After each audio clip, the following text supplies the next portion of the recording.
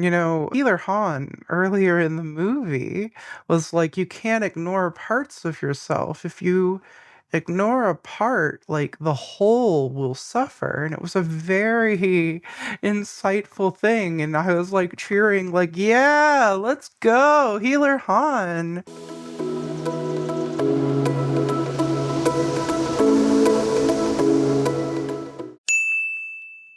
Hi, my friends, fiends, and unsavory beings. Welcome to another video. So, I have to talk about my current brainworm obsession of K-pop demon hunters. But first, you might notice my voice sounds a little weird right now because I just got facial feminization surgery. So, I might slur my words a little bit because my bottom lip isn't moving all the way. I'm gonna wait to talk about that as I heal a little bit more. So expect that for my next video. But this time, I really want to talk about how there's a lot of false bravado in the song Golden and kind of some of the themes of shame and guilt in K-pop Demon Hunters. And while the movie doesn't go into being queer and trans and neurodivergent and all of those things. It's about being an other in some respects and also spoilers. If you haven't seen it, go see it. There's going to be spoilers throughout. It's about being an other, and that is something that I deeply relate to since, that's kind of what I am. So there's that cross overlap, particularly with masking, because, like, when you listen to Golden, you'll notice that Rumi is an alto, and when she sings these beautiful, beautiful, beautiful high notes, it like there's a little bit of stretching in her voice. Like she's trying to make herself be something, and it's kind of subconscious because I mean she hits the notes, but there's just that dissonance because you can tell where her voice naturally sits. So there's a little bit of performativity in that. And I mean it's very highly produced song.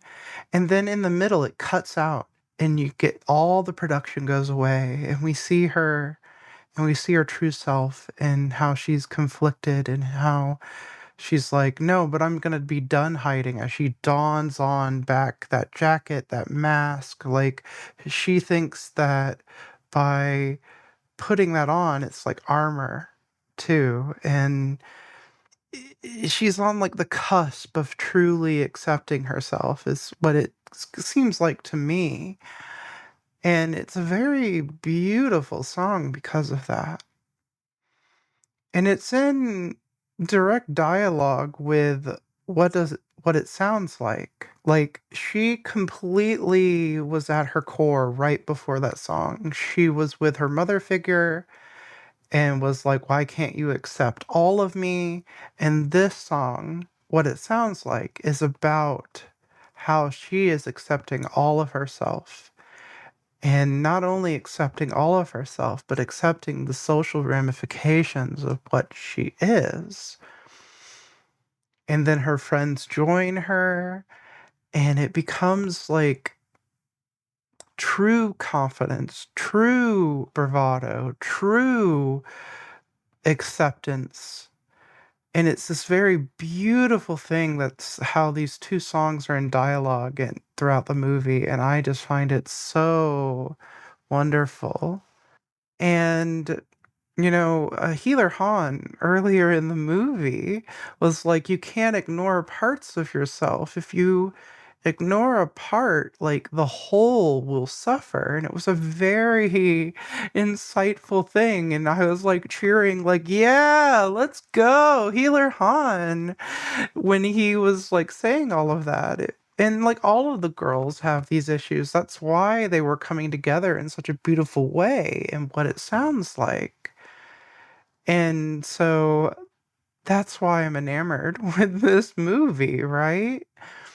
And I want to kind of transition into my lane as a neurodivergent therapist who talks about neurodivergent things. and also queer and trans things, and how in Golden you see Rumi, it's like she accepts her to an extent. I think there are some stuff she still needs to work through, but she accepts her. I know a lot of people that I work with that they accept them, but they're still struggling with societal shame, how they fit in society. And like you can be functional, you can even excel to an extent, but like Healer Han said, eventually like the whole of you is going to feel the pressure from that. And that's where like it becomes more of an issue. So at this point, it just feels like, Oh my goodness. Let me make sure I got that in. And that's where it becomes more of an issue. Because a lot of level one autistic people will feel like they are mostly with it, but they're struggling with the fact that they can't do basic things consistently. It's like when I lock in, I have all of these like things that I'm capable of. Like Rumi can hit those notes most of the time. That's how I related to this so deeply. It's like we can only function divorcing ourselves for so long. I work with a lot of people and people who accept themselves, but they still have so much shame on how they fit in society. Like, it's almost like negative and positive acceptance if I really want to think of it in these terms. Like, you accept yourself, but you accept that you're like less than. Uh, I can almost relate it to people who are stealth for shame reasons. Like in current climate, there are good reasons to be stealth, and by stealth I mean like hiding the fact that you're trans, or it's like the trans version of masking, hiding the fact that you're trans. Like there are reasons to do that in today climate, but shame should not be your primary reason for doing that because I think it will eat at your mental health. You know, how Rumi's voice was slowly, like, going away. Like, that is the erosion that happens when you're eaten up by shame. And then, like, you might feel some reprieve if you, like, find people like yourself. You know, I'm thinking of the whole, like, building a new world in the shadow of the old. I think that that is reasonable to do, but you need to come to terms with who you are. You can't just hide away in safe spaces to ignore the shame you feel about greater society. You still need to address that. And that's the difference between golden and what it sounds like. And what it sounds like, Rumi laid herself bare. She was like, "This is who I am. I'm putting all of me up to the light, and you can see it. Like, see, and I see my own beauty, and like forget y'all if you don't kind of energy." And that's why I find it so powerful. It's that positive acceptance of self. Like, she doesn't see herself as less than anymore for what she is. And that's why it's so powerful for her to claim all of herself and not be divorced of herself. And when we have people who are hiding in safe spaces for fear of their own shame, they're still holding on to it. That's the difference, and really what I wanted to highlight that I don't think a lot of people talk about. I don't like other than like Dr. Devin Price in his book Unlearning Shame and some other spaces talking about like societal shame or interpersonal shame is not something we tend to think about as much. And it is some nuance that I think is very important to point out, that self acceptance isn't the whole deal. Self acceptance will only get you so far. You also have to accept how you fit interpersonally.